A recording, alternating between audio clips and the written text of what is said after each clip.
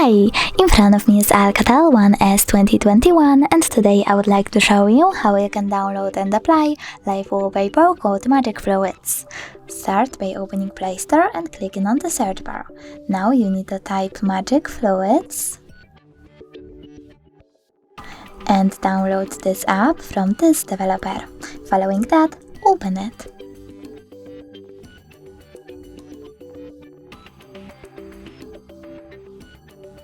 Now click on these three lines at the bottom right corner, select Settings and tap on I accept.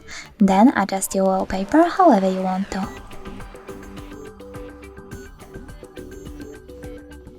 When you're done, click at the top right corner and bottom one again, but this time choose Set as Live Wallpaper.